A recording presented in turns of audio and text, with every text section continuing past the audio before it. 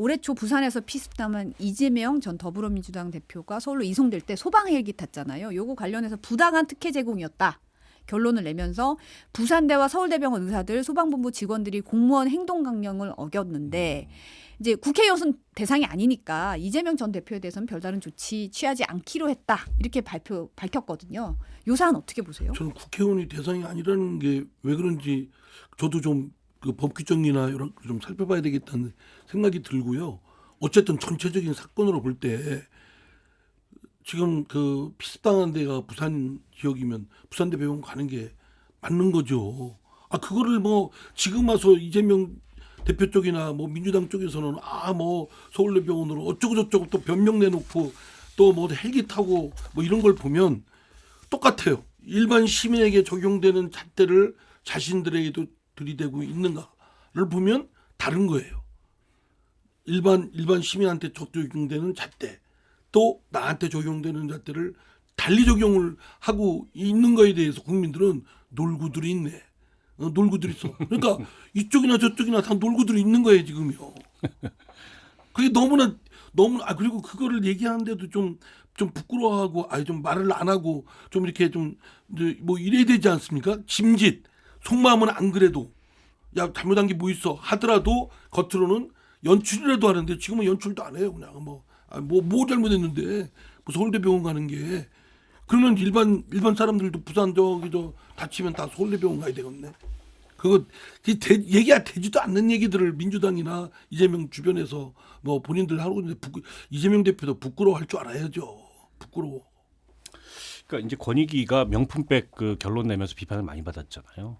그래가지고 그걸 이제 만회하려고 결국 이걸 서둘러 가지고 이렇게 결론을 냈다. 뭐 이런 해석이 있고 그런 해석에 뭐 전 근거가 좀 있어 보여요. 왜냐하면 조금 비정상적으로 서둘렀거든요. 휴일인데도 막 독촉해가지고 서면 진술서라도 내라 그러고 조만간 이제 국회에서 업무 보고 있고 그때 권익위가 이제 만판 깨질 테니까 국민의힘 의원들이 방어할 수 있는 방어 논리를 이걸 통해서 뭔가 던져준 게 아닌가 싶은 생각도 있는데 당시에 이재명 대표가 그 부산대병원으로 안 가고 부산대병원의 외상센터 굉장히 잘 돼 있다 그래요. 국내에 손꼽히는 외상센터인데 거기로 안 가고 서울대병원으로 온 거에 대해서도 뭐 논란이 좀 있었어요. 그리고 결과론이긴 하지만 총선에서 부산에서 한석권 졌거든요.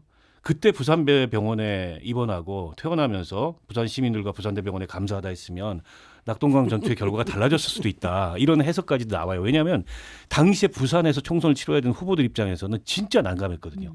그로 인한 그 부산 민심이 차가워지는 걸 느끼면서 진짜 난감했었는데 결과적으로 저는 뭐 부적절한 처신이었던 건 맞고 근데 이제 결과로 보면 소방공무원들하고 부산대병원, 서울대병원 관계자들은 이로 인해서 징계를 받거나 뭔가 불이익을 당하게 생겼어요. 근데 국회의원들은 아무 상처를 안 받아요. 그냥 굉장히 묘한 판단이에요. 근데 이걸 좀 따져보니까는 공무원 행동강령은 국회의원 적용이 안 된대요. 그리고 국회 공무원 행동강령이 있는데 그것도 국회 공무원들만 적용되고 선출직 공무원인 의원들은 국회의원 윤리강령만 적용이 된다는데 저희도 해봐서 알지만 국회의원 윤리강령 아무것도 아니지 않습니까? 그리고 유추적용이라는 것도 있고요. 그 공무원 윤리강령은 상식을 적어놓은 겁니다. 국민들이 바라는 공직자들의 이런 것들. 그러면은 국회의원도 국가공무원이잖아요. 당연히 적용해야죠. 나는 왜 그걸 배제시키는 거에 대해서는 이해가 안 되는데 어떻게든 이 규정 저 규정 다 들어와가지고 국회의원들을 저기 하는데 이번의 경우는 국회의원이 아니다, 적용 대상이 아니다라는 게 너무 우격다짐 같은 생각이 들어요. 그래서 결국 이게 이제 논란 커지면서 권익위에서 조사까지 했는데 결국에 공무원들만 피멍들게 생겼다. 근데 이런 그 해석이 나오는 것 같아요. 그러니까 권익위가 너무 서둘러서 결론을 내린 것도 사실 지금 논란이 일고 있어요. 왜냐하면 아까도 잠깐 언급하셨지만 천준호 의원 같은 경우에는 지난주에 참고인 조사 통보하고 주말에 계속 내라 그래서 어제 오전에 서면 답변서 냈는데 오후에 의결했다는 거잖아요. 그게 사실은 결론을 서둘러 낸 거에 대해서 부실한 점에 있다는 거에 대해서는 인정하더라도 절차를 빨리빨리 진행했어야죠. 그게 언제 때 사건이에요? 6개월. 예.